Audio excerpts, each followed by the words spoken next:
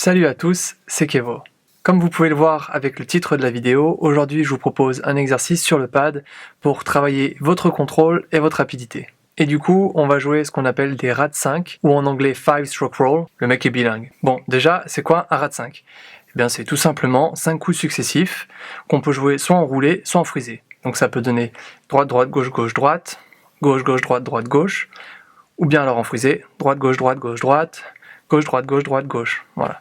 Ce qui est important dans cet exercice, c'est de commencer une fois à droite et une fois à gauche. Pour commencer, on va les jouer en triolet. Donc, vous jouez simplement des triolets. Triolet, triolet, triolet, triolet.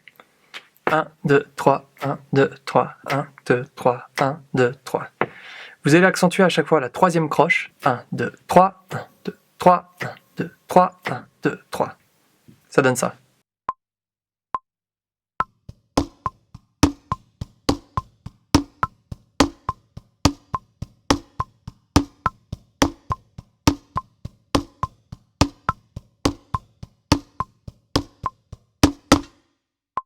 Une fois qu'on est bon là-dessus, vous pouvez doubler chaque ghost note. C'est-à-dire qu'on commence avec droite, gauche, droite. Donc ça va donner droite, droite, gauche, gauche, droite. Ensuite, gauche, gauche, droite, droite, gauche. Mais il faut toujours rester en triolet. 1, 2, 3, 1, 2, 3, 1, 2, 3, 1, 2, 3. Tiki, tiki, ta. Tiki, tiki, ta. Tiki, tiki, ta. Tiki, tiki, ta. Droite, droite, gauche, gauche, droite. Gauche, gauche, droite, droite, gauche. Droite, droite, gauche, gauche, droite. Gauche, gauche, droite, droite, gauche. 1.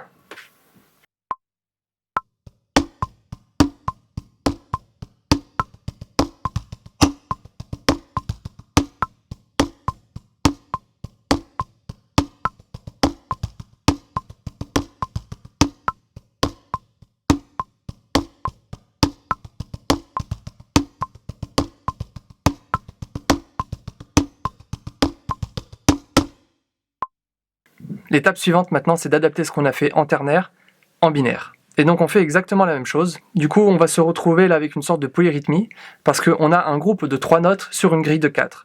C'est ce que les Anglais appellent un 3/4, donc littéralement un 3 sur 4. Donc ça signifie qu'on a un groupe de 3 notes sur une grille de 4. La grille de 4, c'est des doubles croches. 1, 2, 3, 4, 1, 2, 3, 4, 4 doubles, 4 doubles. Et vous accentuez toutes les 3 notes là-dessus.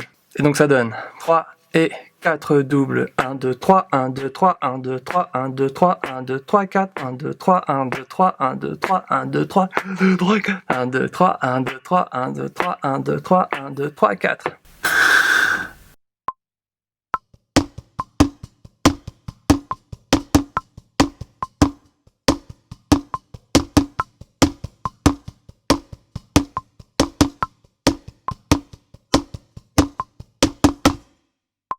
Et maintenant, l'étape suivante, vous avez compris, toutes les ghost notes, vous les doublez. 3, 4.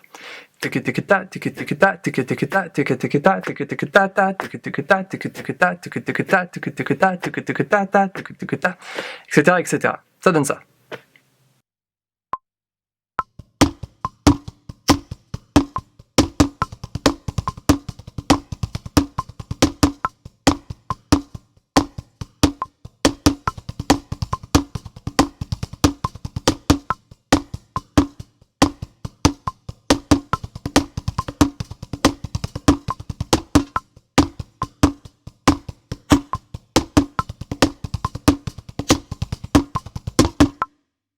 Donc voilà, maintenant on a notre base solide. La première mesure sera jouée en roulé et la deuxième mesure sera jouée en frisé. N'oubliez pas qu'à chaque fois on alterne au niveau des mains. Vous commencez la première fois avec la main droite et ensuite avec la main gauche. Je vous montre ça tout de suite.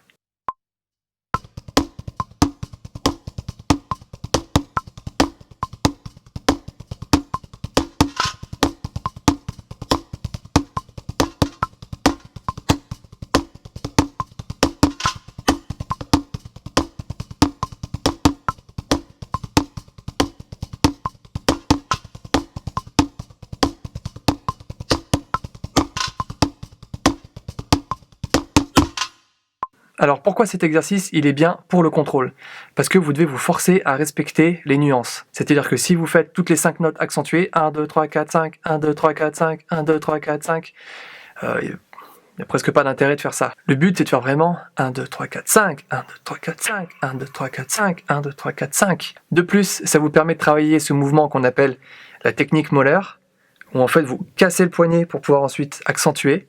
Donc la dernière ghost note, vous levez votre poignet et ensuite vous accentuez. C'est aussi un bon exercice pour travailler ses roulements, parce que la plupart du temps, quand on travaille son roulé, en fait, vous entendez ça en boucle.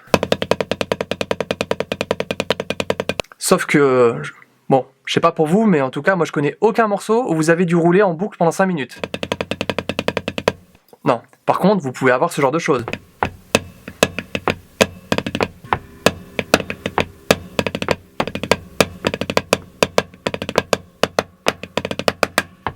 Donc en fait, c'est important aussi de travailler des petits morceaux de roulé, et donc le RAD 5, c'est très bien pour ça. N'oubliez pas que le contrôle prime sur la rapidité. Ça sert à rien d'aller vite si vous n'avez pas de nuances dans votre jeu. Ça sert à rien d'aller vite si vous n'arrivez pas à contrôler votre rebond, à contrôler vos baguettes. Et c'est ce qui va différencier du coup un bon batteur d'un moins bon batteur. C'est le contrôle de ses poignets, de ses rebonds, de ses ghost notes, de ses accentuations, Parce qu'il y a une différence entre ça et ça. Je pense que vous avez compris. Voilà, c'est tout pour moi. Merci d'avoir regardé cette vidéo. Les partitions sont dispo dans la description. Puis à la prochaine.